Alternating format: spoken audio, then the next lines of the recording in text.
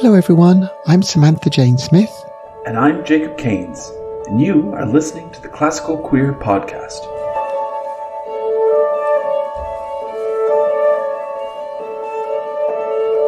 In the first part of this month's show, Jacob interviews Canadian composer, vocalist, improviser and drag performer Gabriel Dharmoo about their work.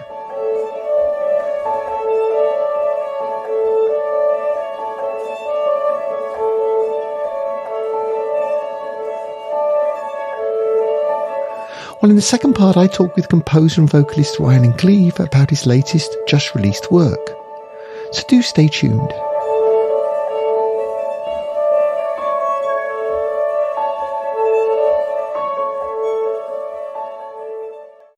Today we have Gab Dharmoo. Do you go by Gab or Gabriel? Gabriel. Gabriel. Yeah. And so you're a Montreal-based artist.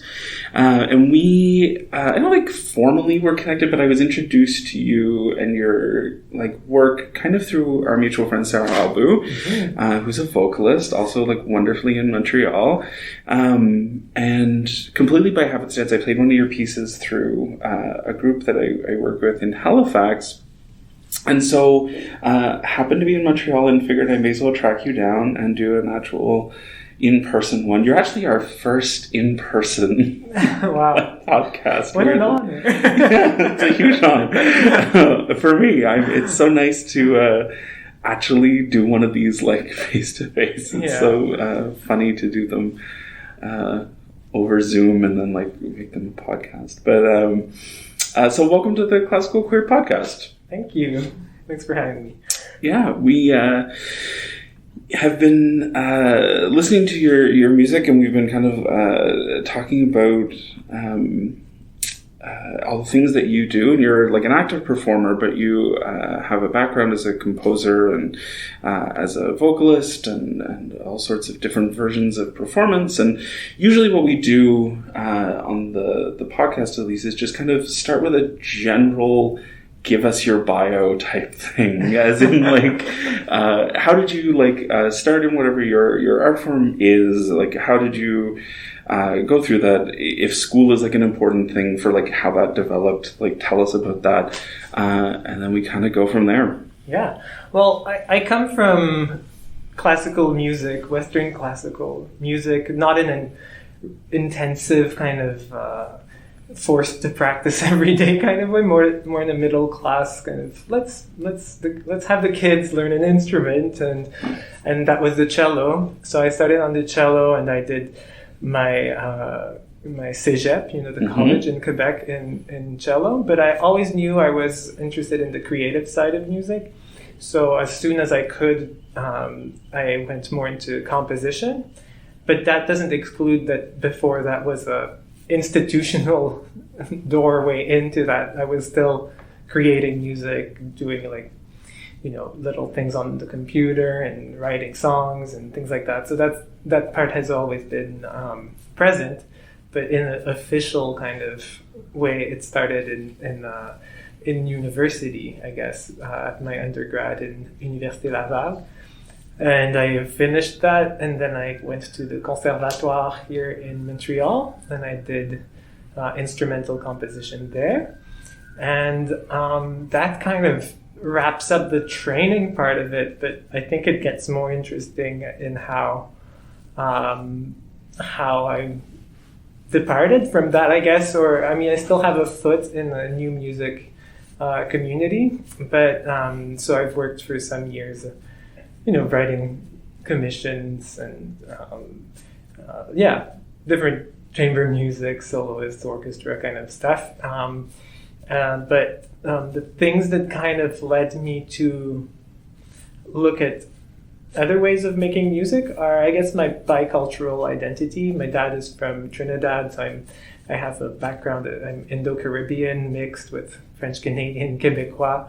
And I always knew that, okay, I'm studying Western classical music, but always with that kind of background thought, this isn't the only way, this isn't the only way to create music in the world, So that led me to want to create research project. So I went to India twice to study South Indian Carnatic music. And I did that on the cello, voice, theory, rhythm. Like, not enough to be a specialist, but enough to have that really inform my brain as a composer, my ear, the way I sing, my vocal techniques. So I went there in 2008 and 11.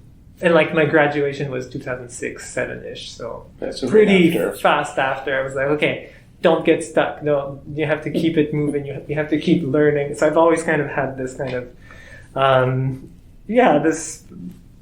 this fire, to not stay stale. Mm-hmm. So I guess after that I did more composition, but kind of in a way that I would have described at that time as maybe intercultural or that kind of embraces parts of something that's related to identity in a education where I wouldn't say it was discouraged, but there's lots of hints, with hindsight that made me see how objective music kind of approach where the work of art stands by itself and audience isn't that important and all those things. That was kind of in the, sort of insinuated and what we give value to, which are the really white patriarchal ways of making music. So and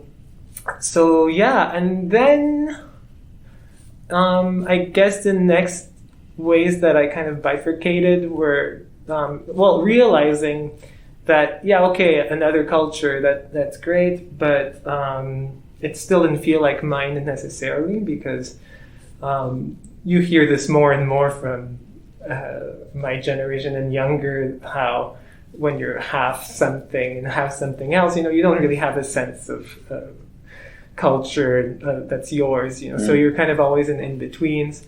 So I started playing with the concept of imaginary culture, and I did a couple of pieces where it was more that kind of thing. And I noticed that what I liked the most was doing it with voice.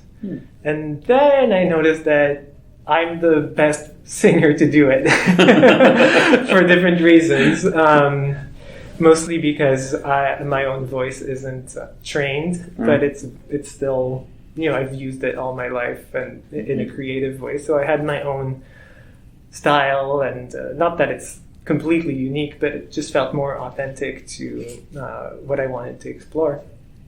And fast forward a bit to integrating more of queer arts to this. I guess what qualifies my evolution or whatever as an artist is always trying to be as authentic as I can to what parts of me exist and how they can be present in my work, so that it's not this separate thing. And the things that drive me both come from within, but they also come from what communities I engage and who shows up to events. And I'd say that going to concerts where I feel like the audience is just the one that you expect all the time, I'm less and less satisfied by that. I'm getting almost impatient also about it. I think the pandemic really made accelerated that. Yeah, I guess everything stopped, and then you can really look at things, and then everything else happened in that time. Black Lives Matter, social justice, lots of Indigenous issues in Canada, and you see how cultural institutions take a stand or not in that world, and it's just like, I think it's easier to be an individual in those moments, and then there's choices we can make, and let's see if institutions follow. But for the most part, it's complicated. It is. But I think that the forced reckoning that we had, the forced stop, because we couldn't do anything but sit and stew and reevaluate and understand what it was we were all doing and what we would like to do and how we can do it, and what that, coming out on the other side of the pandemic, was never clear, and so we had to have that kind of re-understanding of what our audience is, what we are performing, why are we performing this, how are we performing, all of those things. And so I think it's fascinating to hear who did and didn't have that conversation with themselves. Yeah. And like some of these institutions have not had that conversation with themselves and have just completely plowed forward through the pandemic and are coming out on the quote-unquote other side, sort of, really with zero difference in what they're trying to put on or commission or program or pay for. And it's fascinating to then talk to people who that just completely either accelerated, they were already having that conversation in their own head or something, and how it's changed their outlook on things. Yeah, I think we're still at the point where it's the outlook and, I think if you're already active in that before, then it gives you that just a bit more ammunition, I guess, to keep going and keep. Mm-hmm. But I don't know, I'm really curious of what's going to be born from this worldwide game-changing moment in history, I think. So I guess I'm not super... I'm a bit cynical, honestly, about many cultural institutions, and but I'm also... I know that there's some that are trying, so that's what keeps me... at some point encouraged. Yeah, because I'm not perfect either, right? It's not that like I'm above all this and then I'm like, no, I can't work with you because of this. But so I'm interested in the people that are, have given it some thought. But I like people that have been doing it before have bonus points for sure, because it's not about like, oh, all of a sudden this is trendy. It's more complicated than that. Yeah. And so when you were prior to all this, because again, you've been thinking about a lot of this for a long time, and thinking about like identity and how that kind of works into your own work and your own performance. Do you remember like a moment where either like bicultural identity or gender identity became a focal point of what you were thinking, or did it slowly seep in and kind of manifest? I think it was there, and then it kind of got hijacked during my studies, I think, and then it came back a little bit, because I think I always saw it, and there's a wackiness and a weirdo-ness to me that was there when I was 16, 17, 18, 19. And it was in my work, or I don't know if work is a good word for it, but it was what you were doing at the time. Yeah, it translated. I'd go up to maybe 21 or so, and then there wasn't like a definite cut, like, oh, you're in school now, be serious. But it did definitely change. I think there was a fair amount of trying to play the rules of the game that I was trying to understand, and then actually playing that game professionally, and then at some point being like. But it's interesting with new music because unique voices are valued, like people that have, like, so I think that there was an interest in say I was doing a piece, and it's based on this concept that's inspired by my travels and my research to India. And like it's not that they were like, no, we don't want that. Like I think there was a genuine interest because we're interested in innovation. We're interested in newness and style and things that are fresh, but we're not that interested in new ways of doing things and in ways of finding who might do those things and having them be part of this world we're in. Like there's tons of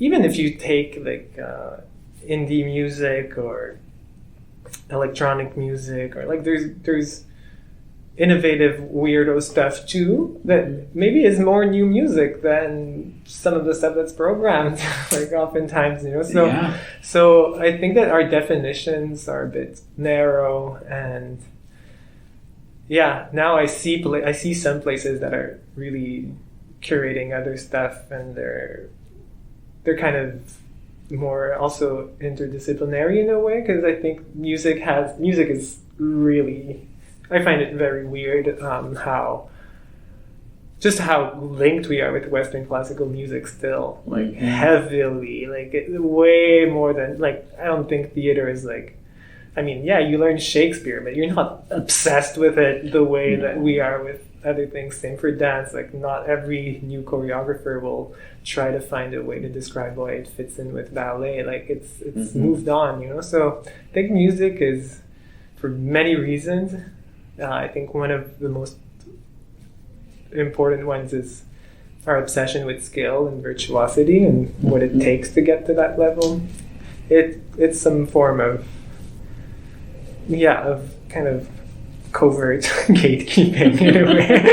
I don't even think it's that covert. I think it's often, unfortunately, very present in vocal gatekeeping.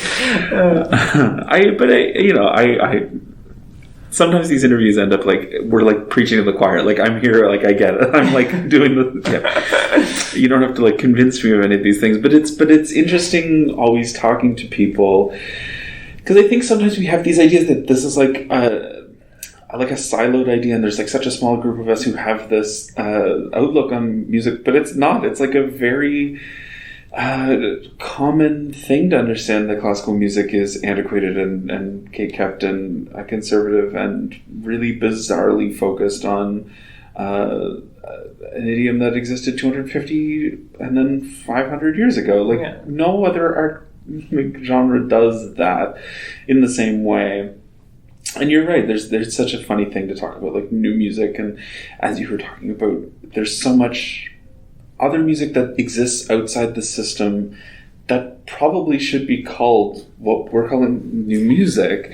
I always think of like Aphex Twin. You cannot tell me that Aphex Twin is not the most like contemporary ensemble. It's brilliantly written and incredibly complex, but no concert hall would bring them in, but they should, is the point. Like, I guess one of the things, like, because we could think like, okay, what are the definitions then of, or the new definitions? But I think one of the things that we have to, not have to, but I feel my hunch is that there's something about this music that's non-commercial, you know, that's not linked to, that's a good part of new music. So great if we can explore and research, and it's not because it's going to appeal to a mass or whatever. And like, I think there's more audience out there than we assume. And but I think that's the deal breaker for the scenes. Is like, why should we?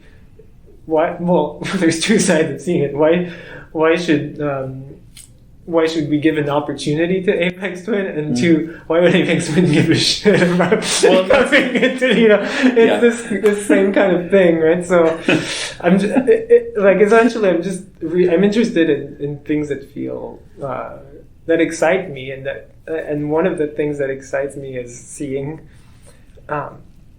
artistic voices that what they say or think or represent, you know, socially or politically or in terms of identity, that in the actual artwork, it just works. It's just like a fit. That's when I get really excited. It's like, yes, this is, of course you do that, and you're doing it so well, you know. That's what. So, but that can belong to. It could be, you know, commercial. It could be not. It could be pop music. It could be in a museum. It could be at a drag cabaret. It could be. It could be so many things. Mm-hmm. Funny you bring up drag.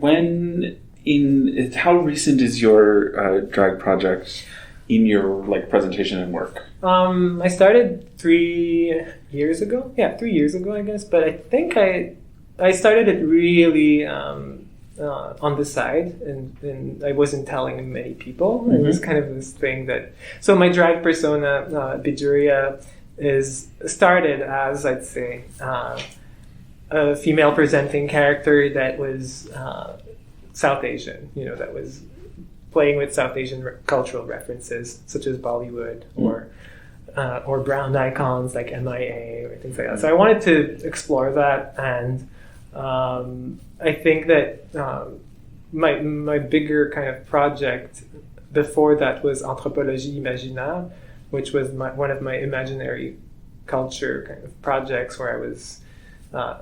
It's a solo performer show that I've toured, and it's like my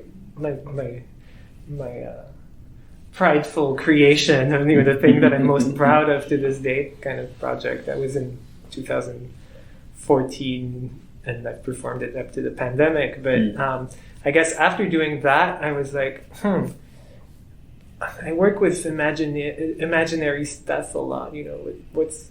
Maybe I want to touch on the things about me that I want to grow from exploring, and that intersection of my brownness and my queerness is a kind of a there's knots in there.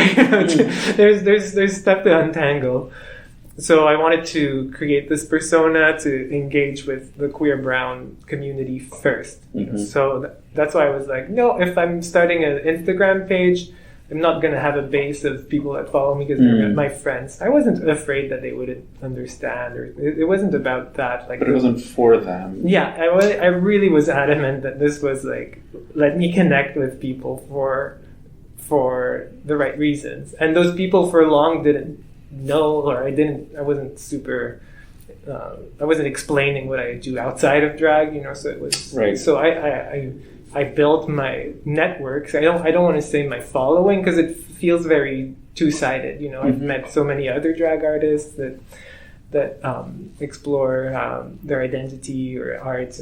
I have my favorite kind of styles and all of that. But anyway, so I've done that for 3 years, but only just a bit after the first lockdown, I did my sort of official coming out as a drag performer, like just posting a picture and explaining I've been doing this, and then also because I knew I'm working towards a stage show that is taking drag, but doing the same kind of show I would have done with Anthropologie Imaginaire, like a theater show, one performer thing, but that it would be in and around drag. That's premiering like in February, but it would have premiered during the pandemic. So right. So that's what led me to to share it, because I'm also the thing is that was a phase, wanting to keep it very separate. Right. But it's not something that's sustainable. I don't regret doing it that way. It was really interesting. Yeah. And what was the response? I mean, if it was a community of people who, you obviously have a lot of connection to, but wasn't from your kind of like day-to-day life as like a performer outside of that, I'm curious what people's initial response was if they didn't know you aside from that. I guess I was engaging other brown queer people, so the first people I started following there, or just in a really organic kind of like, I see you, do you see me? Kind of were other drag artists, and then from there it just built up, from so I guess that the people that saw it, it was in this kind of supportive thing that you're like, okay, I see what you're doing, and I wasn't great, at first, but I was, but there's still stuff that shines through the skills that are basic at first in drag, because I've performed for a long time, so even if the bones are still there for performance. If my lash is wonky, I still have a way of still a good performance. Yeah, and then this was one angle, but the other one was the local drag in Montreal. So I guess after five months or so, I debuted as a stage drag person at a place called, it doesn't exist anymore, but Alterna Drag, and I met tons of local performers there. And my first Pride in August here in Montreal, I was on a South Asian queer float. I did so much, and there was the huge Illusion show. There was this Uma God and Selma God who are great, just so amazing in Montreal, because they are kind of the queerdos of the drag scene. So they do the stuff in the village that's more conventional drag, but they totally understand that there's more to it than that. So they'll find and support and showcase all these other artists, and so when they saw I existed, they were like, yeah, a brown weirdo. That's good. Like we want that. So they did a show outside, and I was part of this out of village drag number, and so it kind of went pretty fast. And with drag, it's like the more you try to get involved, it works. And right now, I'm a bit laying low a little bit because I'm writing songs for my character, and I'm working on the show. So I have a mustache right now, and I'm kind of enjoying it. So I haven't got into makeup for a while. Yeah, but all that, I mean, I forgot the point I wanted to make, which was that the secret was not sustainable, and so was staying as one idea of a character. So Bijuria is still this kind of wacky Bollywood princess, funny, quirky person. But I'm enjoying playing with makeup and trying other skin tones that, like, not in the sense of appropriating other skin tones, but in the term of like makeup that has like a blue base or a pink base, or just playing with more characters and different styles. And the other step that was interesting is the first project I did as a drag musician, composer, was that I did 4 portraits of vocal improvisation and makeup. So that was that opened up a whole new door for me of getting into makeup, doing the stuff I did before, but but like they kind of inform each other a lot too. Yeah. And so I've watched one of because there's a video that you sent me, and so I have like a long history with like vocal weirdness in all senses, and it's usually, I mean, from my experience, born of people who have like many years of like vocal world, and then they get through all of their like Strausses and their all the things, and they just want to do other things. And so this version of vocalizing kind of people find it. And so I'm curious, as like a cellist by training, in the sense of like what you started with and whatever, how did you like come to voice as your method of like sound production, at least right now, and like your version of it? Like, how did that come about? Yeah, there's different little chapters that are kind of like islands, in the situation. So I do remember. Well, we had a band when I was in university, and Elizabeth Lima and myself were in there. Liz is also like Liz, Sarah, and I were like les poulettes. Oh, we're like BFFs, So Liz and I go way back to like we were 15 when we met, and then we did the cégep thing and then university, and we were pretty in our daily life like just doing weird, like imitating whatever sound of what car or bird is around, and so it's always been there. But in our band, we did songs, but we worked with poets at some point, and they were kind of wanting us to do improvisation in a sound poetry kind of way. So now I can make the links between like, okay, in poetry there's some people that have worked on weird voice coming from this stream of like poetry, sound poetry, all of that kind of history. That lineage, yeah. I didn't really, it's just now that I know that. And then I guess at the Conservatoire, there was an improv class with René Lucien. And I remember wanting to not do it on the cello and reconnect with voice the way that I had been doing in that group. And I might have done vocal improv here and there at gigs. It's kind of blurry, but yeah, so I don't know. I think I just always really enjoyed the immediacy of expression and yeah, there was just something that, like, the reason I didn't like cello, well, it's not that I didn't like it, but I didn't want to keep exploring it as an improviser, was that I just felt I was doing the same things a lot. Whereas with voice, there's always a way, even if it might sound the same to someone else. Like, to me, it just always feels true and fresh to the moment, in a completely different way than with an instrument.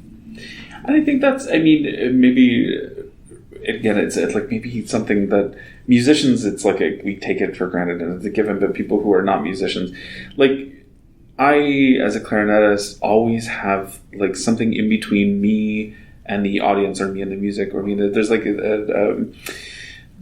whether or not I like the clarinet, there's something in between myself, and voice is such a personal, immediate, visceral thing. Like, and you know, maybe musicians are like, duh, yeah, that's like what we understand as voice, but it's very true. And I think sometimes we forget that if we're trying to have that connection very deeply, like, voice is the obvious personal thing, like, that makes perfect sense. And to explore that is obviously a much easier, better, deeper, more complex way to explore all of these different ideas. Yeah. So what are you working on next? You're doing the stage show version. You're developing that. You're writing some songs. Yeah. What else? What else? Well, I'm doing a PhD, so those are the two heavy things that I'm doing. But otherwise, we have a vocal ensemble called PHTH. And we have something coming up, the collaboration with an artist called Beth Frey, and it's this it's hard to explain without like a visual kind of support, but she works a lot with watercolors and apps and facial recognition apps. So we, the singers of the ensemble, were kind of styled in weird kind of costumes that fit her world, and had green screen parts also to our costume that allowed transparency with the backgrounds, and face swap things that the faces that she painted were kind of honest, so that as we vocalized, the weird mouth goes open, and also it's pretty awesome, the result. So we're presenting the first round of we did 12 little micro videos of 12 different characters, so 6 singers times 2, and we're presenting that at Perte de Signal on December 2nd. So that ensemble has kept us busy also a little bit, and now we're maybe going to see what's in the future. And otherwise, I think I don't know. I just feel like I wanted to keep surprising myself all the time, and I don't know. That's something that sometimes people don't understand or relate to. I can't have it any other way, honestly. It's like I was telling you earlier that, you know, maybe if I never had a commission again, like, I wouldn't miss it. I just know that I'd find some outlet, you know, for and I prefer it to be within my own control, I guess, than always linked to these outside circumstances. And when we're thinking about these discussions about who do we choose to collaborate with now in a complex world where it's hard to be neutral or apolitical, I think. I guess I'm interested in still following my individual voice, but in a community building way, of finding ways. So I guess my stage show, my drag show, I'm not sure who's gonna show up for it, you know, like but part of me wants to not advertise it and hope that through the other channels of the theater, people see it and come, you know, because I feel like it's when I work a lot with such specific things sometimes, weird voice and brownness and drag and queerness. And so it's not that there's no place for that, but it's not meant to be universal. It's not meant to be everyone's cup of tea.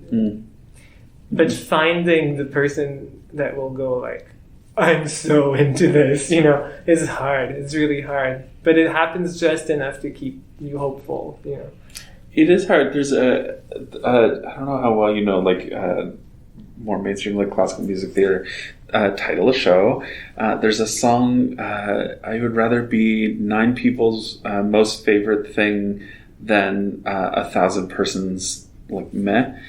And it's like a tongue-in-cheek song, but I could not possibly agree more. If there are 9 people who come to something I do and it is their be-all and end-all and they connect so deeply to it, I don't give a shit about the other 1,000 people. I would much rather connect with those 9 people. But that's, in that, again, the models that we, like, have to try and not work within, but unfortunately work within, that's not how concert sales work and ticket sales often. And, like, if you tell that to an orchestra, they cry. And, but it's true. I would much rather that, as much as the model isn't what is expected.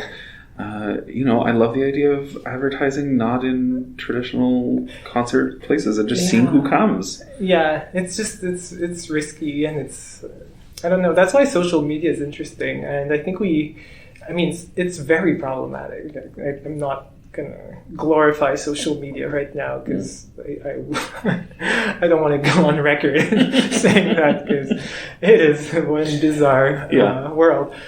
But I've been thinking about how easily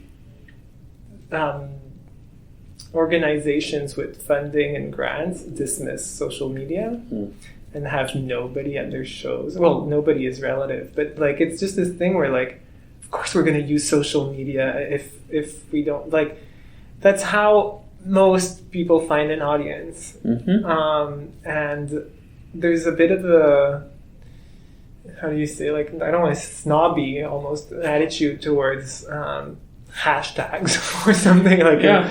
And I get it. I completely understand, but it has to, it's like not everybody has some grant and operational budget that, and I've found that many organizations have money to hire even promotion and social media people. And the people they hire don't even know how it works. And it's just this, like, very odd thing. So, yeah, I don't know. So all that to say that the people that have gone, Pijuria or Gab, well, it's more the drag person that gets this type of reaction. Like, this is so great. Like, I love what you're doing. I love your spin on it. Because there's tons of artists that do brown drag, but I think, like, there's a smaller proportion that do it with a kind of artsy, weirdo kind of vibe. Right. I can think of a few for sure, but I think that I try to do the drag I would have liked to see, growing up, but it's rare, that like I'm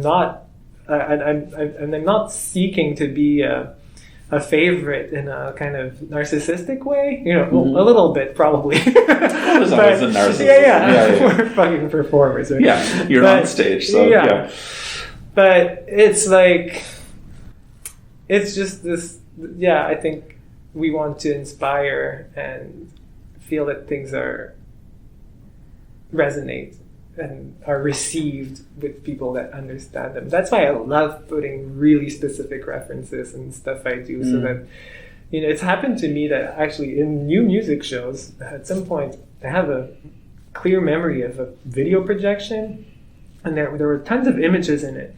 And I recognized the poster for a Bollywood movie, like from the 90s, like a cult movie, and I was like, what? Oh my God. And I felt so special. I felt, as an audience member, I felt like, so that's the kind of excitement I want. So doing this show, I'm really thinking about, like, okay, who gets what? But also, it's okay to not get things if you know that you're not getting something. You know, I think that Right. the attitude of pretending that you know everything about what you're going to go see, or that you kind of superficially, you know, even like a classical musician going to the music of a concert of, say, Indian music, and they'll be like, the rhythms and the melody, right? Mm-hmm. But like, still, you don't get it. Mm-hmm. You do not get it. Like, I'm not saying I do. I get it a bit more, but there's a readiness in pretending we understand. And the example I just gave was a glowing review, you know, but sometimes it's negative. Sometimes you're going to dismiss the thing. You're just going to say, like, where's the harmony? Or Right. this is very limited music. It's so repetitive. It's so long, Indian music. Oh, yeah. So that's another another way, but you're not getting any of the context or of the raga or of the playfulness between the music. You don't, you know. So it's the same with contemporary practices, because basically you have a whole individual kind of thing that is trying to negotiate how much people get, and how much of it is special for that one person over there that's going to be like, that reference, I get it. Yeah, but you're right. When it happens as you're not an audience member, it's groundbreaking. It like wrecks your understanding of everything when you're sitting there and something happens so specific and so niche that you care so deeply about. But it does. It changes the way you interact from that point forward. It's a lovely experience to be able to have. And so, you know, it's a nice is the worst word, but it's a nice thing as a performer to try and do that for other people, to like have that be part of your practice. That's something that you have experienced, that I've experienced in my ways, that you are trying to bring to your audience. That's a good thing. I don't think anybody can argue with that. No one is, but like I don't think anybody can argue with it. But yeah, I don't think maybe it's an easier way to go from the other side. I don't think that's how many institutions think. I don't think they're trying to present something that speaks to anybody at all in many ways. I mean, who is Beethoven speaking to? Like what audience is that is getting something personal and niche out of listening to Beethoven 9 again? It doesn't exist. There is no one. Everybody's dead. It's not a thing. And so we can stop doing that. We can stop trying to connect with people that way. My view. Yeah, or I mean, it's so complex, right? That I feel like it can happen. For me, it comes down to resources a little bit, and it's this thing where it's beautiful to keep things alive and to maintain or to what's the word I'm looking for? Like, say in a museum, you're archiving, yeah, because it's that's the thing, though. Like, I say all these things, but like, listen to Bach and like I flipped 180, and I'm just like, oh my god, this is so good, you know. So so it's not as simple as being like, oh, new music is so, you know, like weighed down by this. But I do think that if there's commissions, like, I think the perfect example is orchestra commissions. They're most often tied to some sort of, how can we complement this thing on the program? Okay, your piece is a resonance on Beethoven, or your piece is, you know, you're going to do a variation on this thing, true story, you know, and it's cool. It gives a composer or a few composers the opportunity to work with an orchestra, and for some that's a dream come true. But like, can we trust that there are musicians that have something to say and that they can do it without it latching on to those structures? But I don't know. It's, yeah. And I think that we've talked about how skill is important, but I think we're not trusting young musicians enough, young composers. the way that we would visual artists, or filmmakers, or you think of so many like first work of art put in the world, things that are super powerful that young people have done, or recording artists, like many are like 20 something. Yeah. And we trust them to do that. Yeah, well, they do it. And they do it, yeah. Yeah. I mean, the record company or whatever presented that they trusted them, but I think it's this thing where composers, it takes so long. And sometimes I feel like, wow, I worked so long to be established, and I'm not even happy of the scene I'm established. And, and you're like, what did I do? Like, where could I have done? Yeah, no, honestly, like, because I don't know that all the things we're talking about now, it's not so much that people don't understand it. Some are opposed to it. Some will deny it. So I'm at a point where I don't know that I care about the perks of prestige or something like that, or recognition that comes from that world. Having gone through it, I don't think or even awards or things like that. Like, if you look at my bio or my CV, I seem legit, but then if you ask me personally, it's like, what were your greatest moments of joy working as an artist? And it doesn't necessarily reflect, those are two timelines and two different situations completely, so it's weird. And maybe that's a good way to cap it off, because I think that's a good summation of how you exist as a performer. But we're going to listen to a few pieces kind of after this portion, and I hope people, as they listen, take in everything that you were just talking about and see it through that lens. But thank you very, very much for spending some time with me today. Thank you.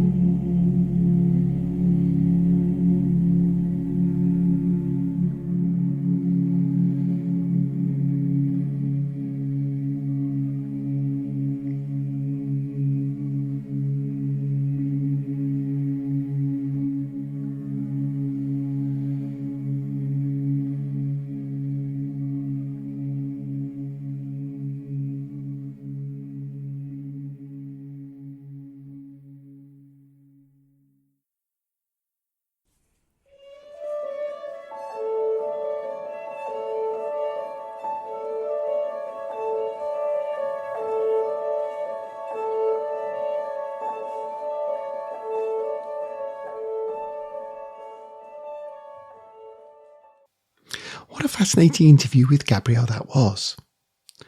Now, I recently had the pleasure to talk to Rylan Gleave, who we interviewed on the programme a few months ago. He has a new composition out called After a Dream, which I think is pretty unique. So before playing the interview, I thought we should first listen to the piece of music.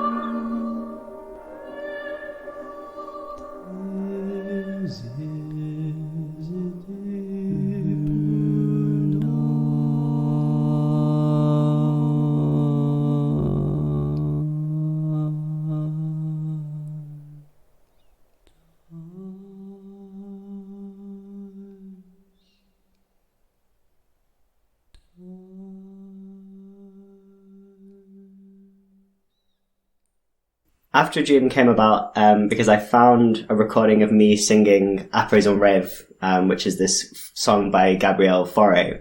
And the English translation of Après un rêve is After a Dream.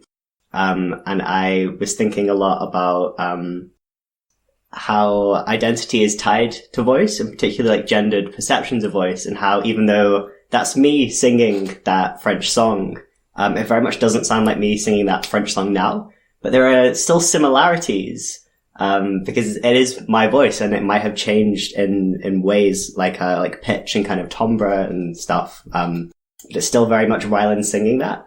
And I found that was really interesting. And obviously I can't sing that sort of at its original pitch anymore, but I could sing it an octave down and I could transpose it. And there are other ways that I could work with that material to make it a song that I would feel comfortable singing again. So yeah, playing with this idea of voice, former voice, current voice, which side of yourself you're presenting to an audience, I think. The After a Dream, the structure of the piece of music very much is in different parts. There's a part which is kind of the dream part, and then there's the sort of the awakening part. And you've kind of referred this to your old self and new self. So would you like to talk a little bit about the structure of how you did that? Yeah, so the piece itself, it's comprised mainly of excerpts from this old recording. So that piano introduction is the piano from the version of old me singing it, but it's been edited, looped, processed. And then this kind of, the new live vocal material, the new me, introduces the piece. So I used kind of like, the original piano that's been edited, made more hazy, dreamlike, and the new me to kind of open this world out. And as I've inhabited it for a while, I bring the old me back into it. So there's these kind of three elements that all end up linking together. But, I thought it was important to bring the old me in second, as it is something that I think it was important for me to look at it in a non-linear way, because my own voice journey wasn't particularly linear. Like it cracks and it splutters around to start with. Then you think it's going down in a very diagonal slant, and then no, actually you've lost that bit of range that you had yesterday. There's a fair amount of you think you're making progress and then you're not, and yeah, it is a little bit all over the place, but it kind of does move in the one direction.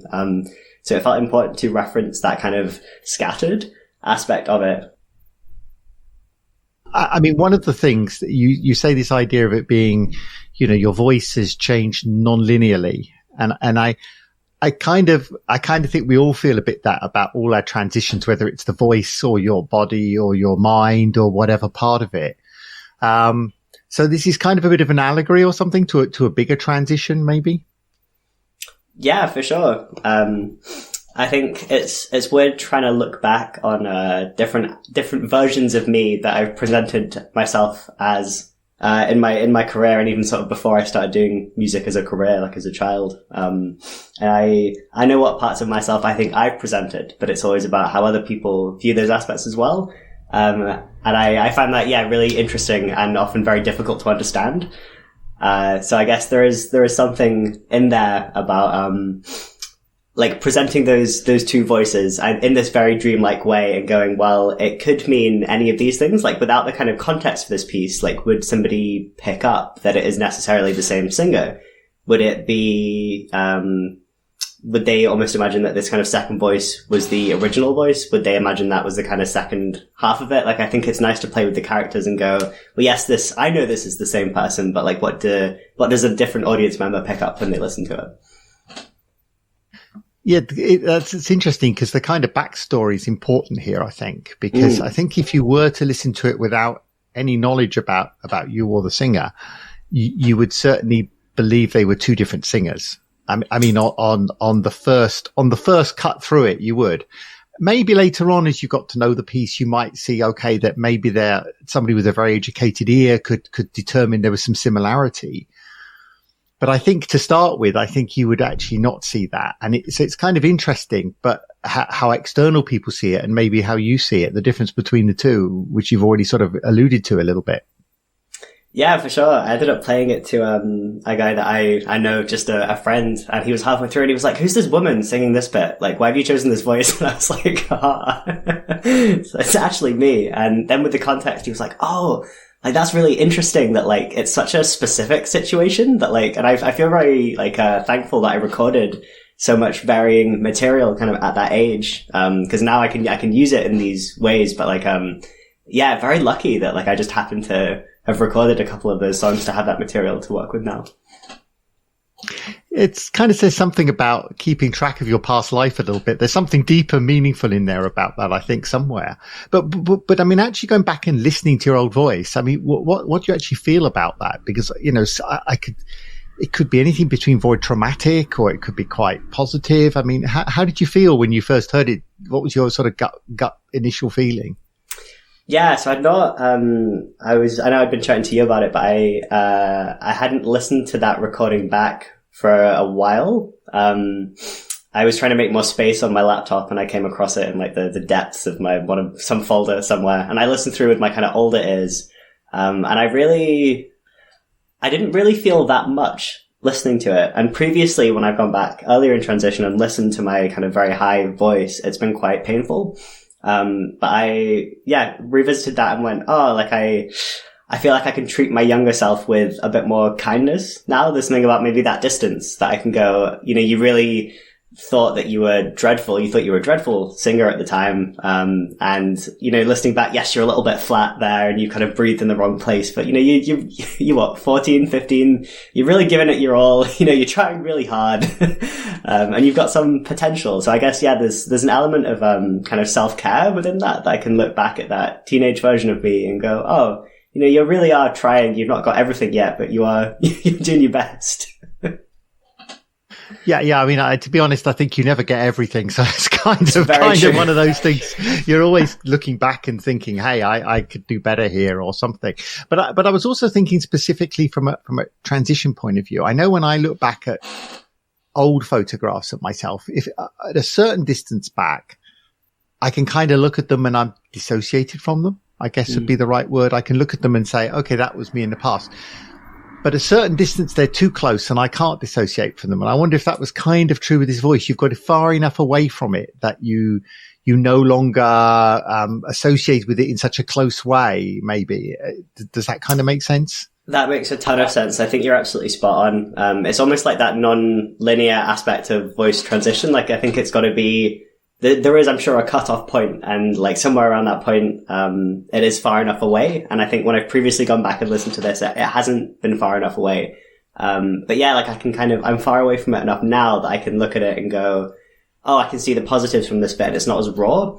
It's not as like physically, oh, that's me. Oh, that's the sound of, oh no. Like, it's very much, oh, you are from me in the past, and it's okay to treat you with this level of kindness, because, I guess, yeah, that voice just doesn't feel relevant in the same way anymore. So you've got some more work coming out like this then? You're going to have a few more pieces, go back to the old stuff and pull out some new tracks for us. Is that right? Yeah, absolutely. So I don't know if you know the opera, The Marriage of Figaro, but there's a great, I say great, there's an aria in that, called Voi che sapete, which is sung by Carabino, which is a trouser roll.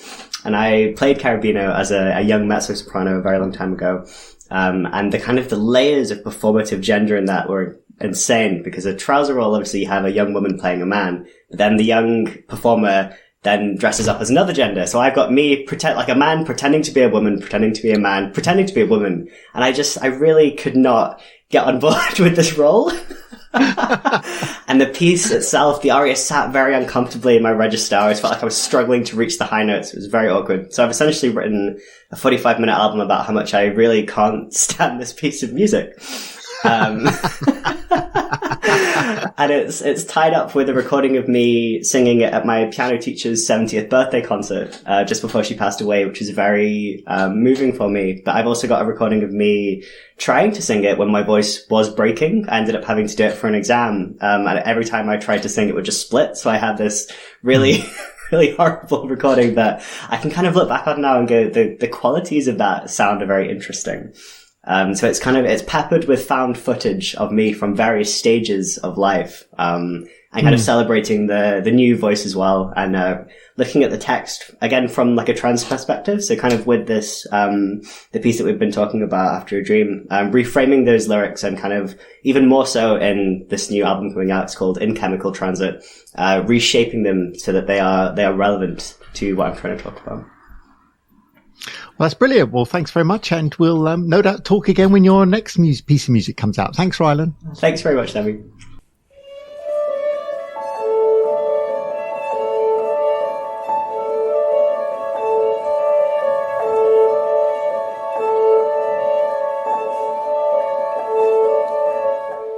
So that's all for this episode. You've been listening to the Classical Queer Podcast, and Jake and I look forward to being with you next month. The incidental music is courtesy of Jared Miller, and the show was produced by Samantha Jane.